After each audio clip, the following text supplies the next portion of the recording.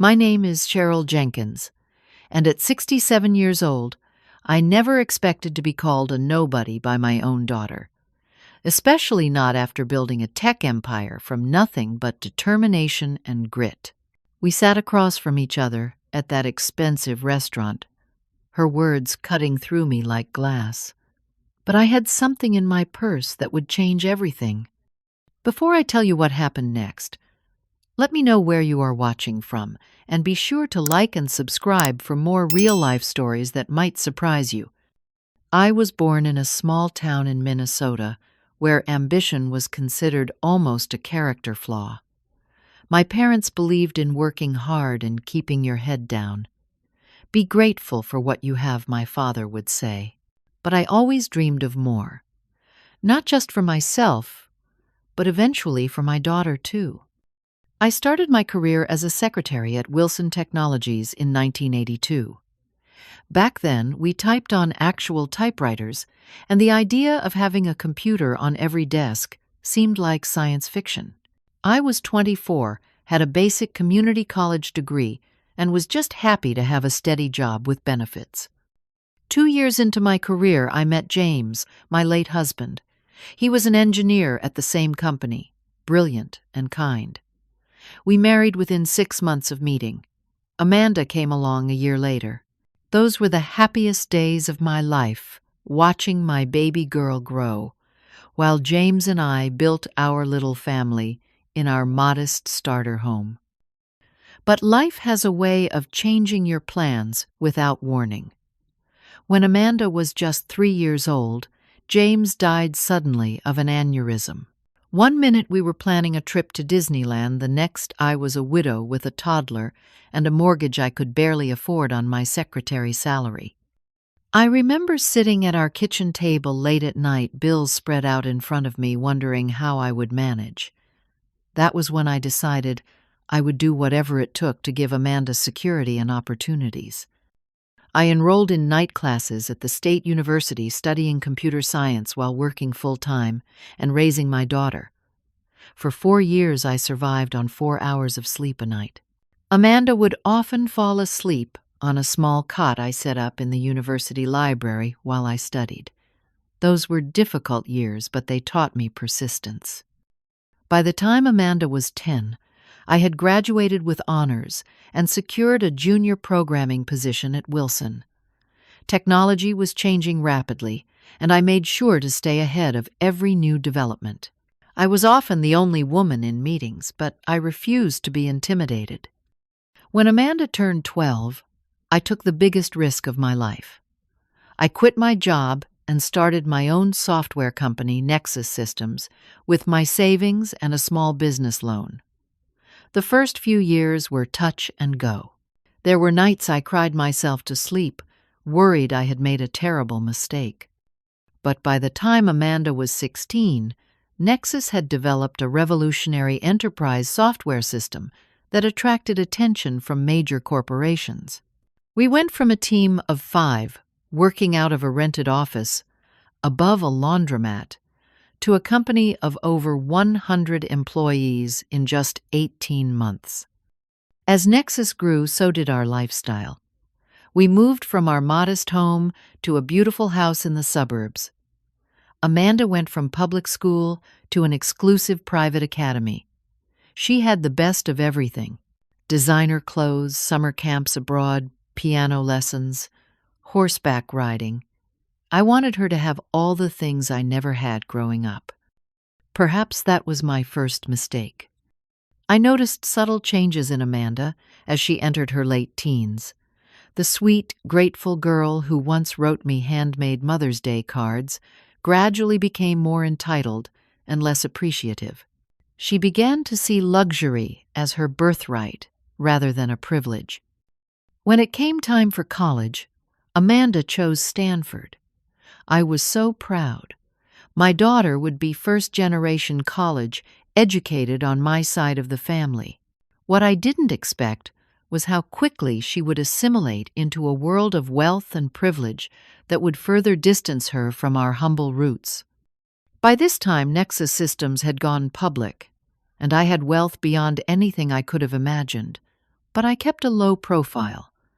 I never did magazine interviews or attended high society events.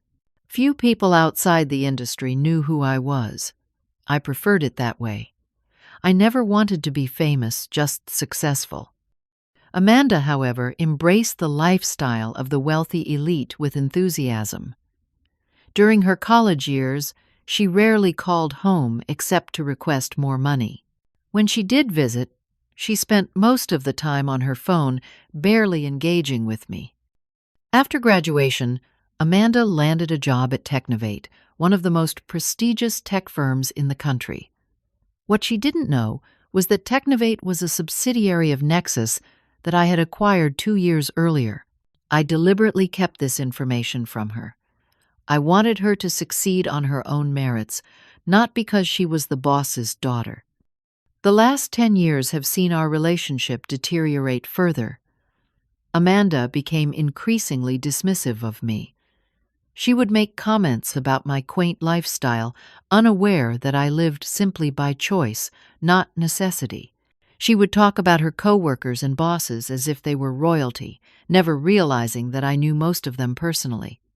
Most painfully, she began treating me with outright disrespect, canceling plans at the last minute, making thinly veiled comments about my age and appearance, questioning my understanding of modern technology, all while I continued to support her financially when needed, though she believed her salary covered her lavish lifestyle. Last month, I made a difficult decision. It was time for Amanda to understand the reality of her situation. I was tired of being treated like an irrelevant old woman by my own daughter. I invited her to dinner at Laurent's, the most expensive restaurant in Chicago, to have a serious conversation about our relationship and her future. What happened at that dinner would change everything between us forever. Laurent's restaurant sits on the 40th floor of the Skyline building, offering panoramic views of Chicago and Lake Michigan. I arrived 15 minutes early, as is my habit. The maitre d' recognized me immediately, despite my simple dress and minimal jewelry. As the quiet owner of the building, I was known to management, though not to the general public. "Miss Jenkins, always a pleasure. Your usual table by the window is ready," he said, leading me to a corner table with the best view in the house. I ordered a sparkling water and sat watching the sunset over the lake, wondering how the evening would unfold. At 32, Amanda had grown into a strikingly beautiful woman. She had my height and her father's dark eyes. In many ways, I saw my younger self in her ambition and drive. What she lacked was the humility and compassion that I had learned through years of struggle. Amanda arrived 20 minutes late without an apology. She was dressed in an expensive designer suit, her hair perfectly styled, manicured nails, tapping away at her phone screen as she approached the table. "Sorry, crazy day at work," she said without looking up. "Just need to finish this email to the Director of Operations." I waited patiently as she continued typing for another 2 minutes before finally putting her phone down. "You look nice," I offered, trying to start the evening on a positive note. Amanda glanced at my simple navy blue dress and gave a tight smile. "Thanks. You look comfortable. That's what matters at your age, right?" The waiter appeared, and Amanda ordered the most expensive wine on the menu without consulting me. I don't drink alcohol, something my daughter knew but consistently forgot. "So how are things at Technovate?" I asked once our orders were placed.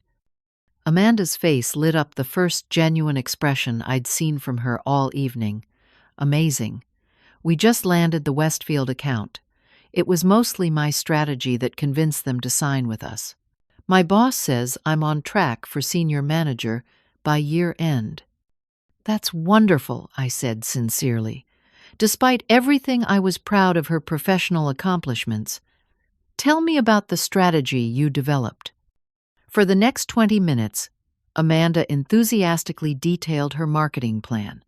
I listened attentively, noticing several flaws in her approach that could potentially cause issues down the road. As CEO of the parent company, I was familiar with the Westfield account and knew their history with technology vendors. You might want to consider their previous implementation failures, I suggested gently. Based on what you've described, they might struggle with user adoption. Amanda's expression clouded. Mom, with all due respect, digital transformation is a bit different now than when you were working as a secretary. We have an entire team that's analyzed their needs. I let the condescension slide. Of course, I'm just interested in what you do. Our main courses arrived, and I decided to shift to the real purpose of our dinner. Amanda, I wanted to talk about our relationship. I feel like we've grown distant over the years. She cut into her $60 steak and shrugged. We're both busy. That's life. I understand busy, but I'm concerned about the way we interact when we do see each other. Sometimes I feel disrespected. Amanda rolled her eyes. You're being oversensitive. That's an old people problem, taking everything so personally. I took a deep breath.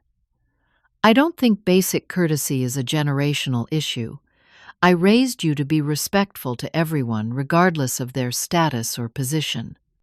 And I am, she retorted. To people who matter in my world. Look, I know you did your best as a single mom, and that's great. But we live in different universes now. You don't understand the pressure and standards of my environment. I might understand more than you think, I said quietly. Doubtful, she scoffed. No offense, but answering phones and filing papers doesn't exactly compare to high-level corporate strategy. I decided to address another concern. I've noticed your spending has increased significantly. Your condo, the new BMW, your vacations. Are you managing your finances carefully? Amanda's face flushed with anger. Are you seriously questioning how I spend my money? I earned everything I have. I worked through business school. I networked. I put in 80-hour weeks. Unlike some people, I didn't settle for a basic life. That stung particularly because she had never worked through school. I had paid for everything, but she had constructed a narrative that made her feel self-made. I'm not questioning your work ethic, I clarified. I'm concerned about sustainable financial planning. Well, don't be. I'm doing very well, and about to do even better. My salary will likely double with my promotion. I nodded, knowing that the promotion she was so certain about was actually still under consideration by the executive team. As the ultimate authority in that decision, I had seen the mixed performance reviews that Amanda was unaware of. Amanda checked her diamond-studded watch and frowned. I need to wrap this up soon. I have a meeting with someone important in an hour. We've barely touched on what I wanted to discuss, I said. Surely you can stay a bit longer for your mother. Some of us have real careers to manage, she said dismissively. Not everyone is winding down toward retirement. Is that how you see me winding down? Well, what would you call it? You worked as a secretary, raised me, and now you live a quiet life. That's the normal progression. Meanwhile, I'm just getting started building something significant. I thought about my company's recent acquisition of a major competitor, a deal I had personally negotiated over 6 months of intensive work. I thought about the 5,000 employees whose livelihoods depended on my leadership. I thought about the artificial intelligence division I was currently developing that would revolutionize how businesses process data. I'm glad you feel your work is meaningful, I said instead. Please, Amanda, stay and finish our conversation, I requested as she glanced at her watch again. It's important to me. She sighed dramatically the way she used to as a teenager when asked to clean her room. Fine, but I need to be out of here by 8:30. I nodded, grateful for the small concession. Thank you. I want to understand why there seems to be this resentment between us. We used to be so close. Amanda scoffed. When I was a child, sure, before I understood how the world really works. And how does it work? I asked, genuinely curious about her perspective. It rewards excellence and ambition. It's about connections, appearances, and strategic positioning, things I've had to learn entirely on my own. I couldn't help but remember a different Amanda. At 8 years old, she spent an entire Saturday making get-well cards for every child in the hospital pediatric ward. At 12, she used her allowance to buy groceries for our elderly neighbor. The kind, empathetic child seemed to have vanished somewhere along the way. "Do you remember Mrs. Abernathy next door?" I asked. "How you used to check on her every day after school?" Amanda rolled her eyes. Mom childhood anecdotes aren't relevant to adult life. That's the problem. You're stuck in the past. Kindness and character are timeless values, Amanda. They're the foundation I tried to raise you with. And that's sweet, really. But those aren't the values that build careers and success. Times have changed. It's competitive out there. Success without character is hollow, I said quietly. Says someone who never reached the level of success I'm already achieving, she retorted. No offense, but watching me from the sidelines doesn't qualify you to coach the game. The irony of her statement was painful. If only she knew. Tell me more about this promotion you're expecting, I said, changing the subject slightly. Amanda sat up straighter, pride evident in her posture. Senior Marketing Director. I'll be the youngest ever at Technovate. I'll be managing a team of 15 people and reporting directly to the VP of Marketing, who reports to the CEO. You seem very confident it's going to happen. I've earned it, she said firmly.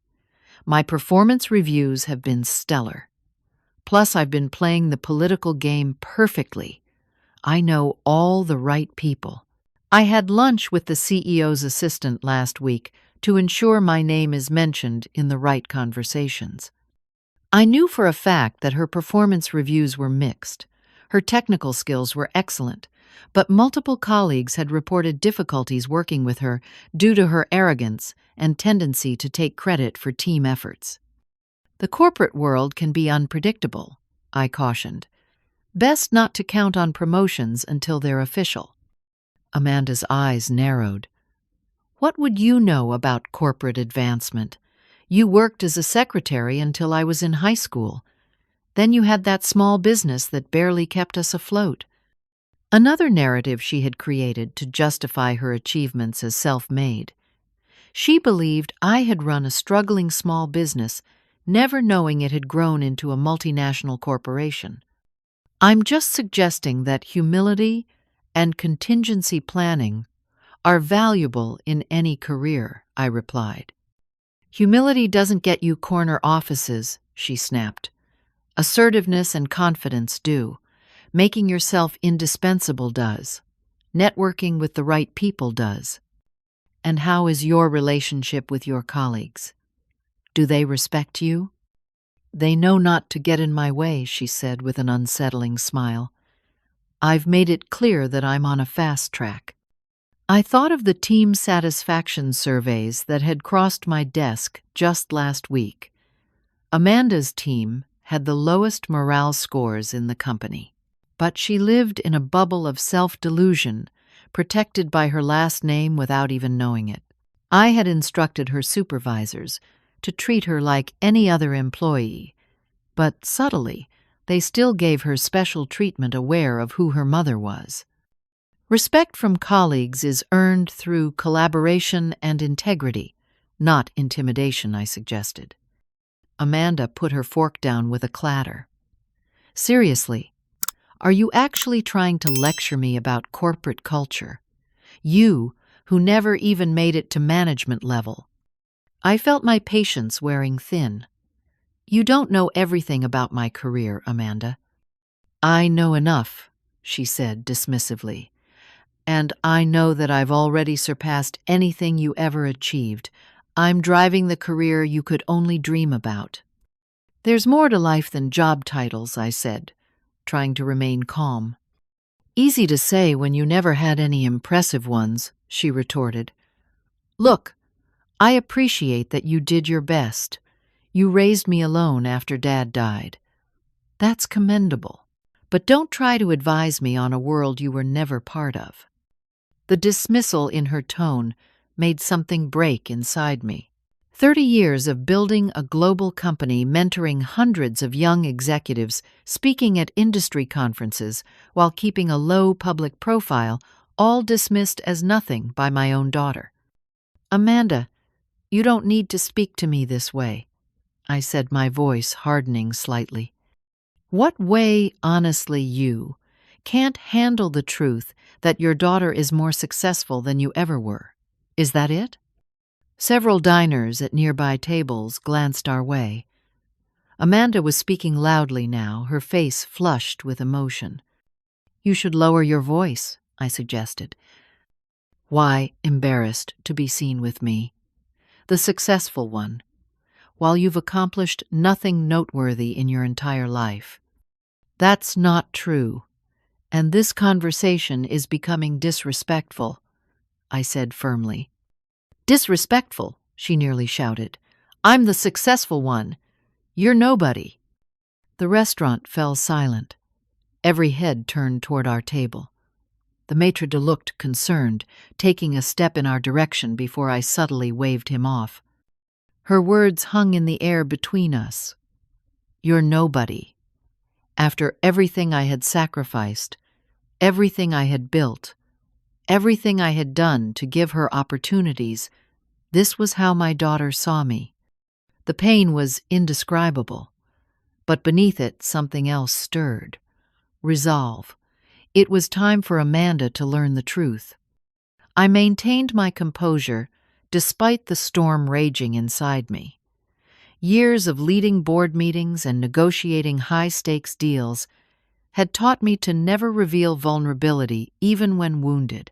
I took a sip of water and placed the glass down deliberately, the small clink against the table, seemingly loud in the uncomfortable silence that had fallen over our corner of the restaurant.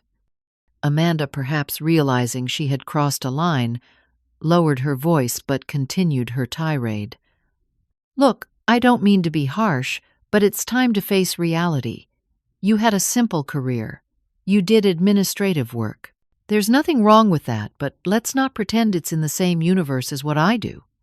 And what exactly do you think I did after my administrative work? I asked calmly.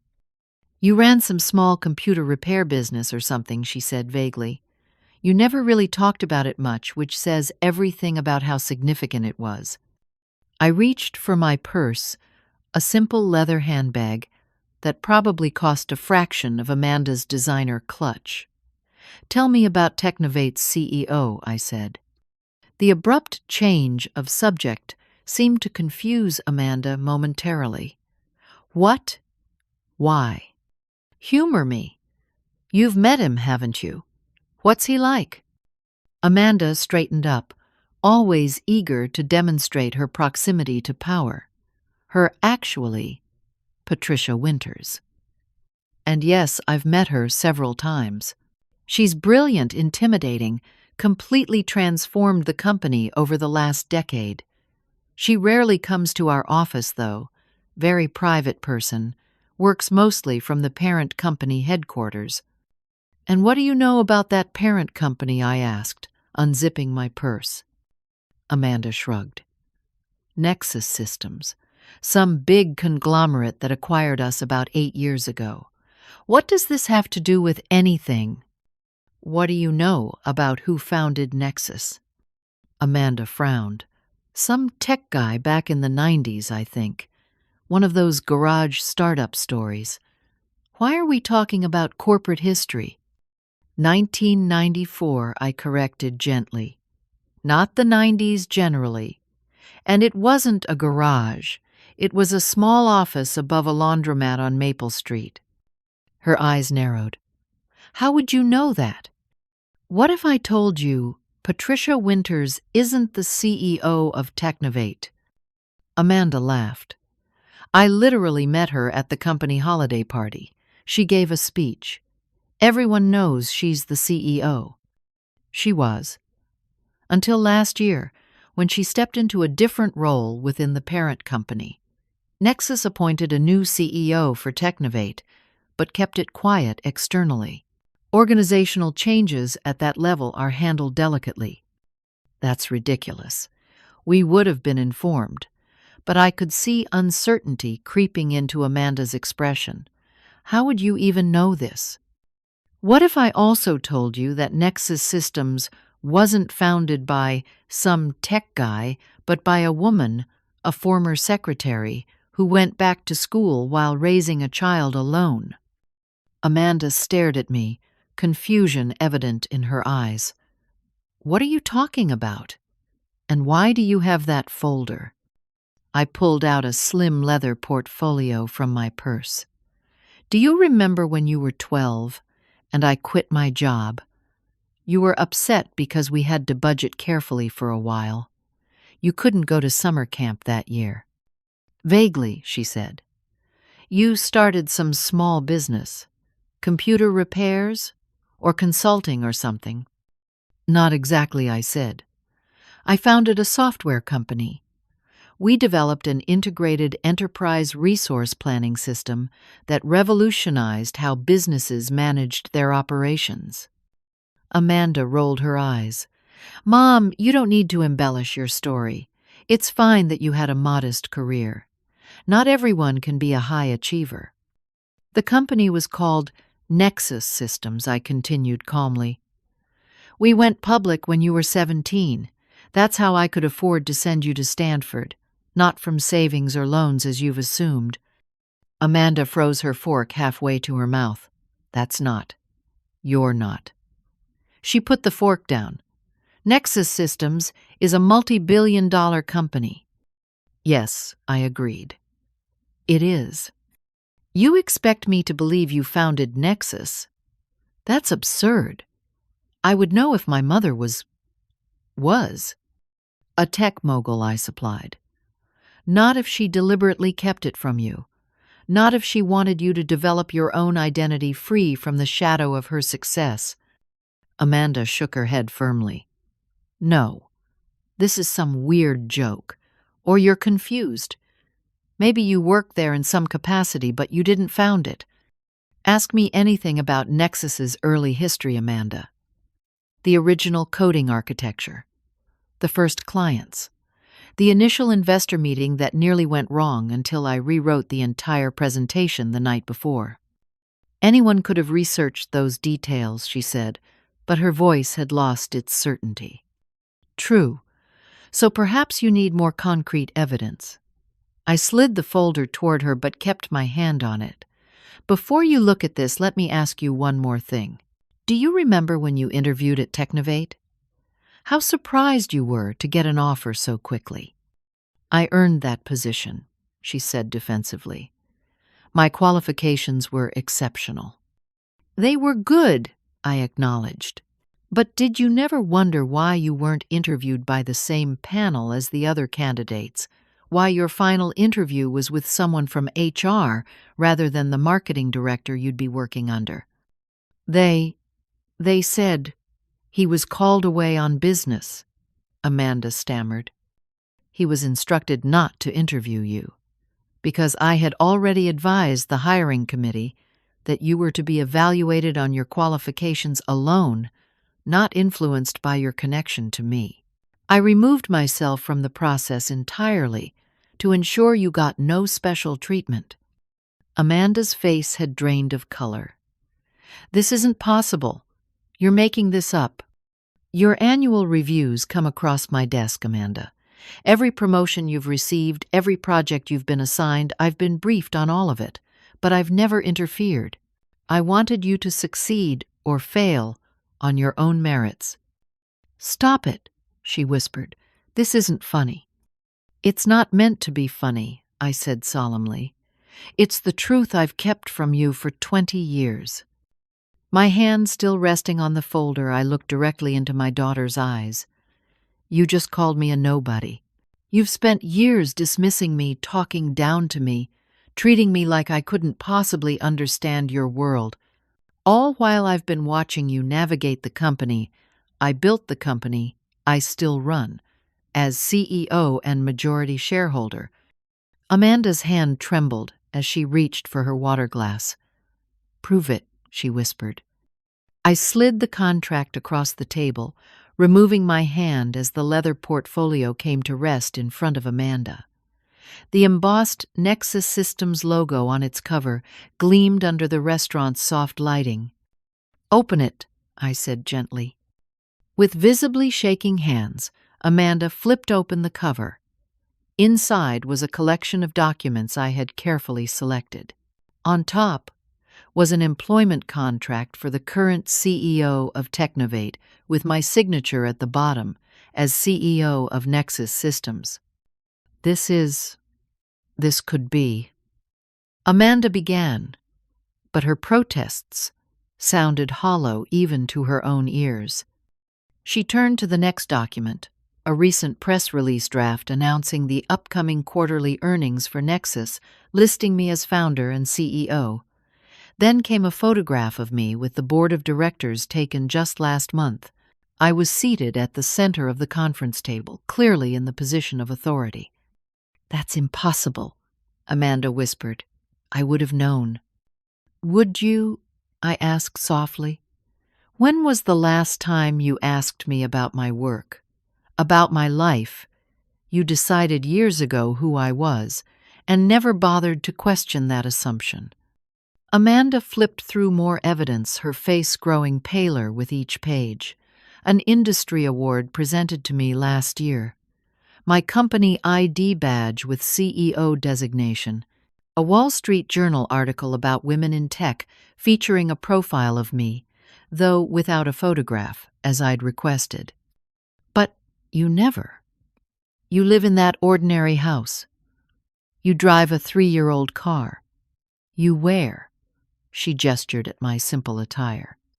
"I choose to live simply," I explained. "Material possessions were never my goal. Building something meaningful was. And despite my best efforts, it seems I failed to instill that value in you." Amanda's expression shifted from shock to another emotion, anger. "You've been lying to me my entire adult life," she accused, "watching me, evaluating me like some kind of test subject." "I never lied," I corrected. "I simply didn't volunteer information you never asked for. And I wasn't evaluating you. I was giving you space to grow independently. Do you have any idea how many times I've complained about the CEO to you?" "Amanda," said her voice rising again, "about company policies, about leadership decisions. 17 specific complaints in the last year," I confirmed. "I have considered each one carefully, though most reflected your limited understanding of broader corporate strategy." Amanda's face flushed deep red. "So you've just been—" "What?" Laughing at me behind my back. Poor, naive Amanda, thinking she's so important while Mommy watches from the shadows. "Not at all," I said firmly. "I've been proud of your accomplishments. You are talented, Amanda, but your attitude toward others, your treatment of colleagues, and yes, your behavior toward me have been deeply concerning." "You had no right to keep this from me," she insisted. "As your mother or as your employer?" I asked. "Because in both roles I believe I acted in your best interest. I wanted you to develop confidence in your own abilities, not coast on my reputation." Amanda suddenly seemed to remember something. Her eyes widened. "The promotion, the director position. You said my performance reviews were mixed. You've seen them." I nodded. "Am I getting the promotion?" she asked, vulnerability briefly replacing anger. I took a deep breath. The committee recommended against it based on peer feedback and team performance metrics. "And you agreed with them," she stated flatly. "I recused myself from the decision because of our relationship. But had I voted yes, I would have agreed. You're technically excellent, Amanda, but leadership requires more than technical skill. It requires emotional intelligence, collaboration, and humility. So, you're blocking my career advancement," she accused. "On the contrary, I've removed myself from decisions involving you. What's blocking your advancement is your own behavior." "This is insane," Amanda said, looking around wildly as if seeking escape. "My own mother has been secretly controlling my career, probably turning people against me." "That's not true," I said firmly. "I've been scrupulously hands-off regarding your employment. If anything, you've received fewer consequences for your behavior than others would have."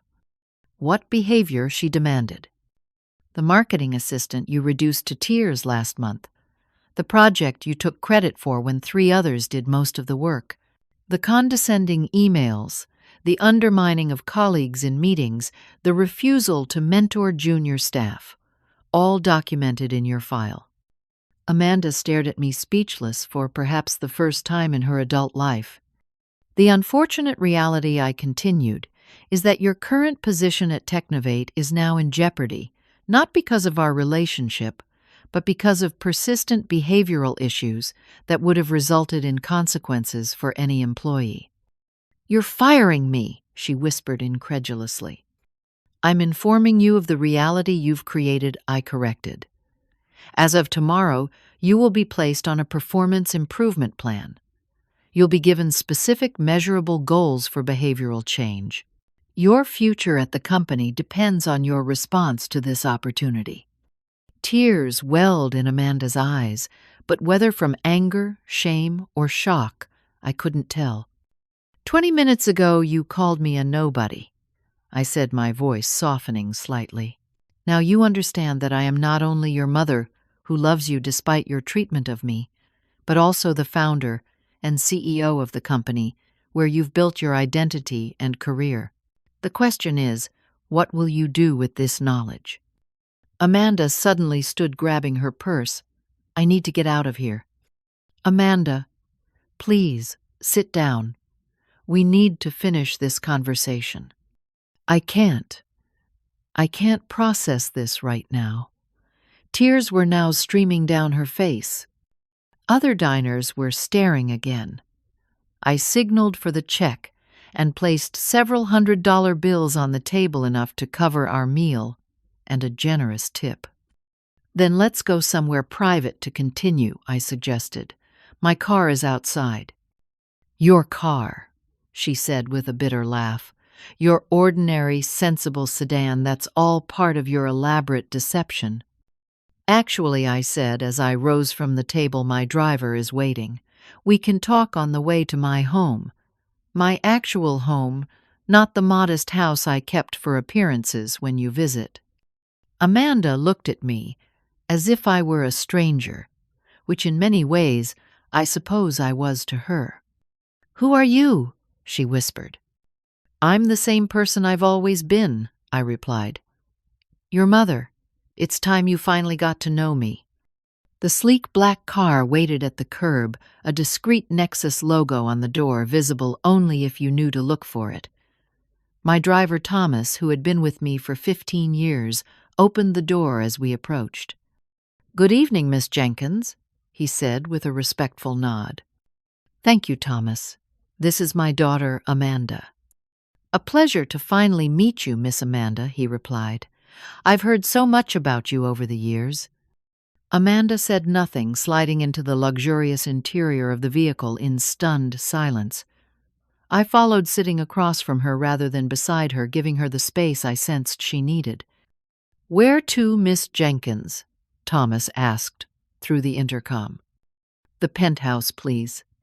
As the car pulled away from the restaurant, Amanda stared out the window, her reflection in the glass, showing an expression I hadn't seen on her face since she was a little girl coming to terms with her father's death. Complete disorientation. "You have questions," I said after several minutes of silence. She turned to me, eyes red, rimmed but dry now. Why? Why the deception? All these years. "It wasn't planned initially," I began. "When Nexus started taking off, you were entering your teens. A difficult enough time without adding the pressure of having a mother suddenly in the spotlight. I kept my professional life separate to protect your normal adolescence." And later, she pressed. "Later I saw how it affected you when your friends discovered their parents' status or wealth. How some of them changed, became entitled and arrogant. I wanted more for you. I wanted you to develop your own identity, not become the CEO's daughter. So you lied to me for my own good." Her voice dripped with sarcasm. "I maintained a separation between my personal and professional lives," I clarified. "Many successful people do. The difference is that most of their family members know about both sides." "Did Dad know before he died?" I smiled sadly. "He knew about my ambitions. The company hadn't started yet when he passed away.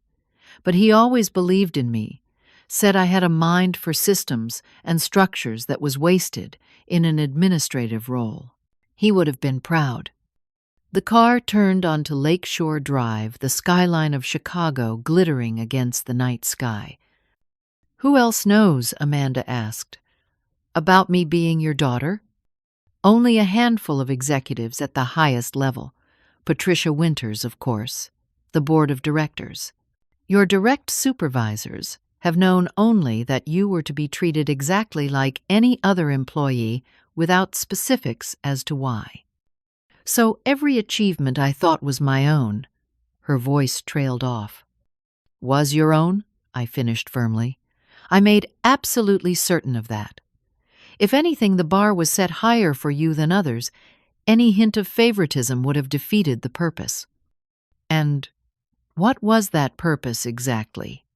"To see if I could measure up to your standards without knowing I was being tested. The purpose was to give you the chance to succeed on your own terms, to build confidence in your abilities, not in your connections." The car pulled up to one of Chicago's most exclusive residential buildings. Unlike the flashy new developments favored by athletes and celebrities, this was an older building, understated from the outside, but known among the truly wealthy as the most desirable address in the city. Thomas opened the door, and we stepped out. The doorman greeted me by name, and we entered the private elevator that would take us directly to the penthouse level. Amanda remained silent during the ascent, but I could see her recalibrating everything she thought she knew. When the elevator doors opened directly into the penthouse foyer, she couldn't suppress a gasp. The space was elegant, but not ostentatious. Floor-to-ceiling windows showcased a 360-degree view of Chicago. Museum-quality artwork hung on walls, and the furniture was clearly custom-designed. It was the home of someone with both wealth and taste, neither of which Amanda had ever attributed to me. "You live here?" she asked incredulously. "This is one of my homes," I acknowledged. "I also maintain residences in New York and San Francisco for business and a retreat in Colorado. The house you're familiar with is where I stay, when you visit to maintain consistency with what you believed about my life." "This is insane," she muttered, walking to the windows to take in the view. I gave her time to absorb the surroundings, moving to the kitchen, to prepare tea, a habit that grounded me through decades of business upheavals and personal challenges. "Why are you making tea?" Amanda asked, watching me from the kitchen doorway. "Don't you have staff or whatever?" "I prefer to do some things myself," I replied. "Success doesn't have to change the simple pleasures." I placed 2 cups on a tray and carried it to the living area, gesturing for Amanda to join me. "All those years I thought I was supporting you," she said bitterly, sitting as far from me as the seating arrangement allowed, "sending you checks occasionally, thinking I was helping my struggling mother." "I never asked for those checks," I pointed out gently. "You insisted. I donated every penny to the scholarship fund for children of single parents." "So charitable," she said sarcastically. "The secret billionaire with a heart of gold." "Amanda," I said firmly, "you have every right to feel shocked and confused, but your anger seems misplaced. What exactly are you angry about?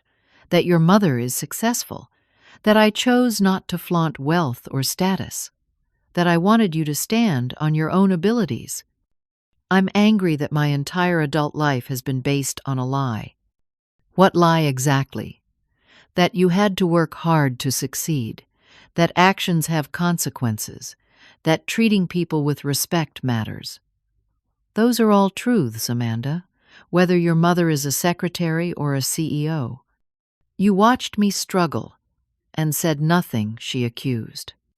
"I watched you face the same challenges every young professional faces I corrected, with the difference that you had financial security and opportunities many don't have." "Did you enjoy it?" she asked suddenly. "Seeing me humbled today, finally putting me in my place." I set my teacup down the porcelain, making a sharp sound against the saucer. "Is that what you think this is about, humiliation power, Amanda?" I revealed the truth today because I could no longer bear the disrespect from the person I love most in this world. Because your character has been veering in a direction that would ultimately bring you unhappiness regardless of professional success. "My character," she repeated flatly. "Yes. The way you treat people you perceive as beneath you. The contempt you've shown for those you don't think can benefit your ambitions, including your own mother.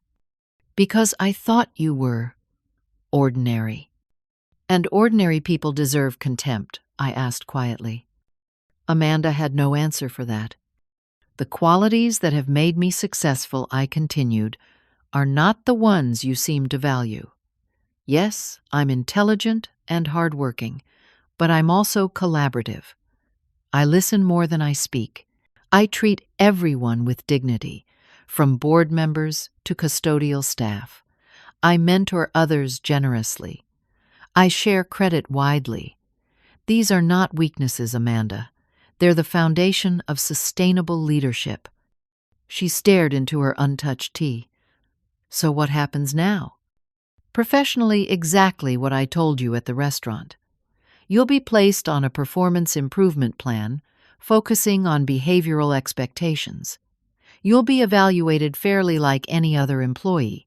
Your future at Technovate depends entirely on your choices going forward." "And if I quit?" she challenged. "That's your prerogative. But you won't receive special treatment elsewhere. Your resume and references will reflect your actual performance and skills." And personally, she asked, her voice smaller now. I softened my tone. "That depends on you as well. I'm still your mother. I still love you unconditionally. But respect is earned, not given, even between parents and children. I hope this revelation gives us a chance to build a more honest relationship, but that requires both of us to participate." "You said my position is in jeopardy," she said, returning to her professional concerns. "Are the issues really that serious?" "They are," I confirmed. "Multiple formal complaints have been filed about your treatment of colleagues. Your team has the highest turnover rate in the company. Your technical skills have carried you thus far, but leadership requires more." Amanda was quiet for a long moment, staring out at the city lights. "I thought I was doing everything right," she finally said, "playing the game the way I was supposed to." "What game is that?" "Corporate politics. Projecting confidence. Taking credit. Networking up not sideways or down. Who taught you that approach? I asked, genuinely curious.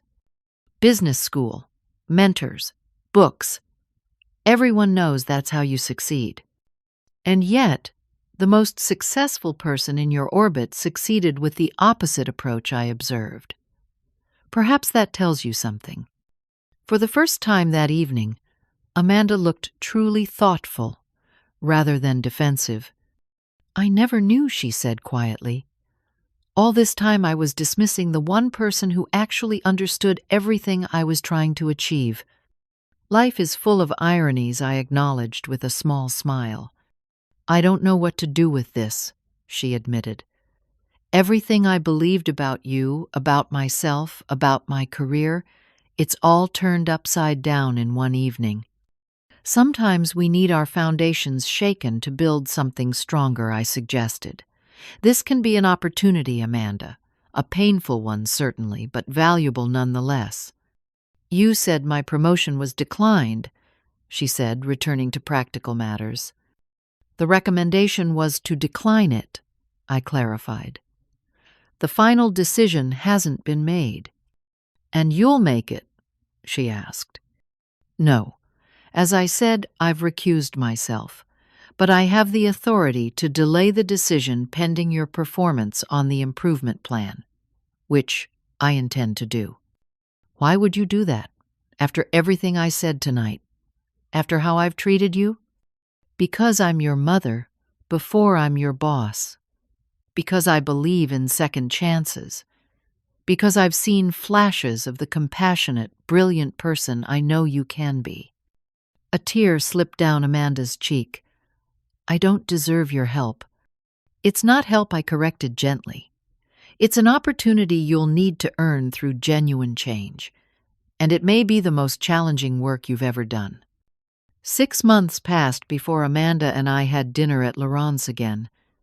This time she arrived 10 minutes early, dressed more simply than before, her expression softer, as she greeted me with a genuine hug. You look well, I observed, noting the absence of the constant tension that had previously tightened her features. I feel better, she admitted, more grounded. Who knew that therapy and actual work-life balance could make such a difference? The first month after our revelation dinner had been difficult. Amanda had vacillated between anger, shame, and confusion. She had threatened to quit, then reconsidered when she realized her resume would reflect her actual performance, not her perceived importance. She had accused me of manipulation, then apologized when she reflected on my actual actions rather than her interpretations. Most importantly, she had agreed to the performance improvement plan, working closely with an executive coach I had arranged for her. The coach, unaware of our relationship, had been brutally honest about Amanda's strengths and weaknesses. To my pride and relief, Amanda had embraced the feedback with growing humility. How did your team meeting go today? I asked as our appetizers arrived. Amanda smiled. Really well, actually. We've implemented that collaborative planning approach I told you about last week. People seem more engaged when they have genuine input. I've found the same throughout my career, I agreed. Intellectual hierarchy rarely follows organizational hierarchy. Good ideas can come from anywhere if leaders are willing to listen. The shift in our conversations over these months had been remarkable. No longer did Amanda speak to me with condescension or impatience. Instead, she had begun asking questions, seeking advice, and actually listening to my responses. In turn, I had opened up more about my professional experiences, sharing both successes and failures that had shaped my leadership philosophy. I still can't believe no one at work has treated me differently since the truth came out, Amanda mused. The revelation of our relationship had become necessary 2 months into Amanda's improvement plan. A major organizational restructuring at Technovate had brought me to the offices for a series of meetings, making continued secrecy impossible. I was very clear That nothing should change regarding your evaluation or treatment, I reminded her. Though I suspect some people were secretly relieved to understand why I've always been so insistent on your being treated like any other employee. Thomas in accounting actually told me he's worked for the company for 20 years and never knew you had a daughter, Amanda said with a laugh. He thought it was the best-kept secret in corporate America. Privacy has always been important to me. It's easier to observe how people truly behave when they don't know they're interacting with the CEO's daughter. Amanda winced slightly, and what they observed about me wasn't flattering. But what they're observing now is impressive, I countered. Your latest performance evaluation showed significant improvement. The feedback from your team members was particularly positive. It's strange, Amanda said thoughtfully.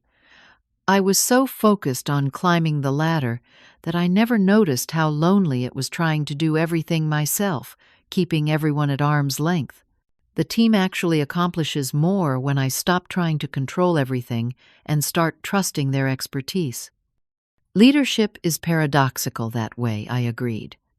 The more you empower others, the more powerful you become. Our main courses arrived, and for a few minutes we ate in comfortable silence, a stark contrast to the tension of our dinner 6 months earlier. Mom, Amanda said, finally setting down her fork. I've been wanting to say something for a while now, but it's difficult to find the right words. Take your time, I encouraged. I'm sorry, she said simply. Not just for that awful night when I called you a nobody, but for years of dismissing you, undervaluing you, treating you with disrespect. Whether you were a secretary or a CEO, you deserved better from your daughter. The words touched me deeply. I reached across the table and took her hand. Thank you. That means a great deal to me. I've been doing a lot of thinking about why I became so status-obsessed, she continued. I think part of me was always trying to prove something, to be special enough, successful enough, important enough. We all seek validation in different ways, I said.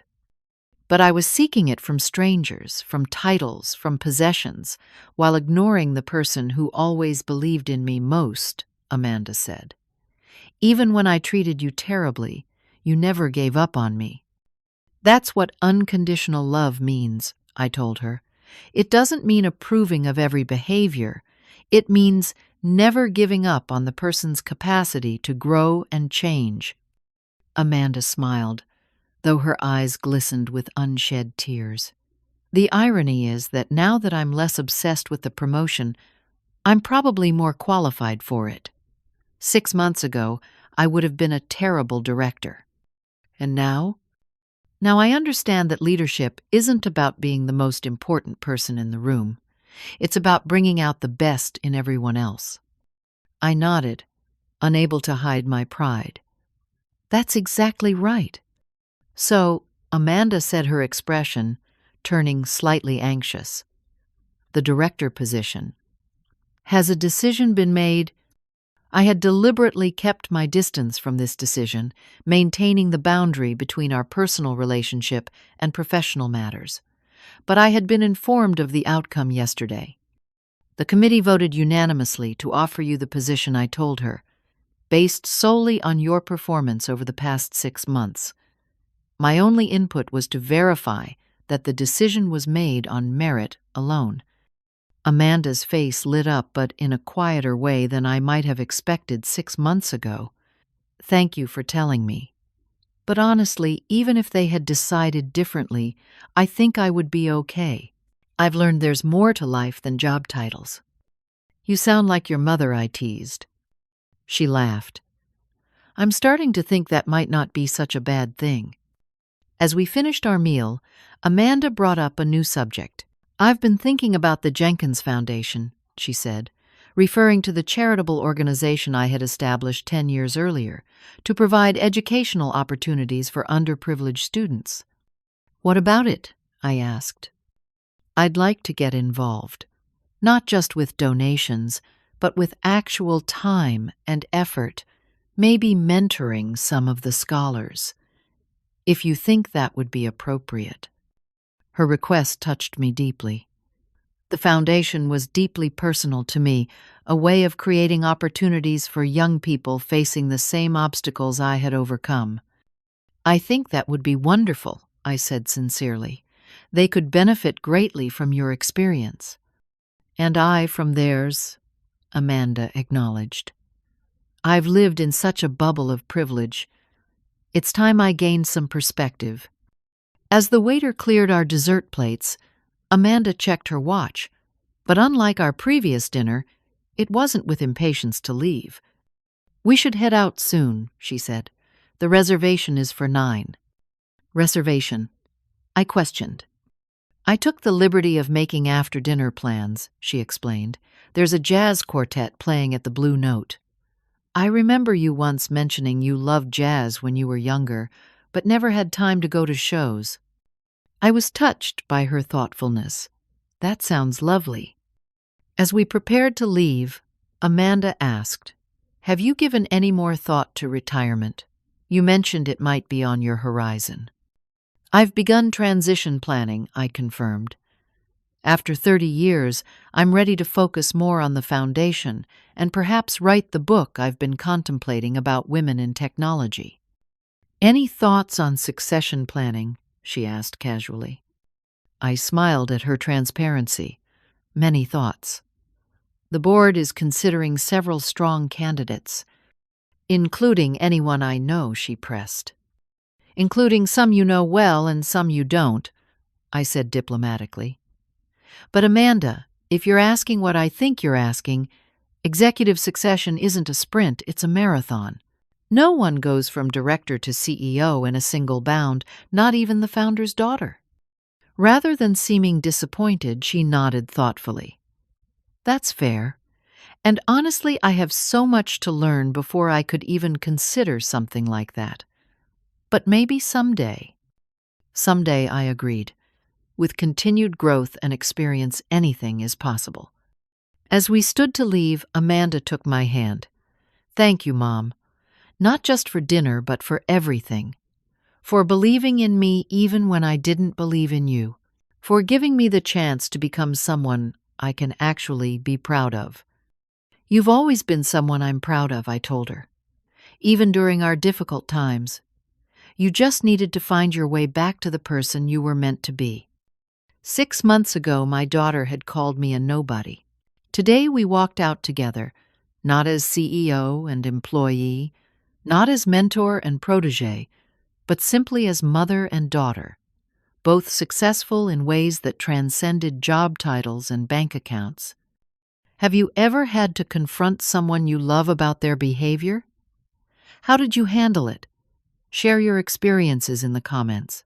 And if this story resonated with you, please like, subscribe, and share with others who might need this reminder that true success is measured not by titles or wealth, but by how we treat those around us. Thank you for watching, and remember that sometimes the most important lessons come from the people we least expect to teach us.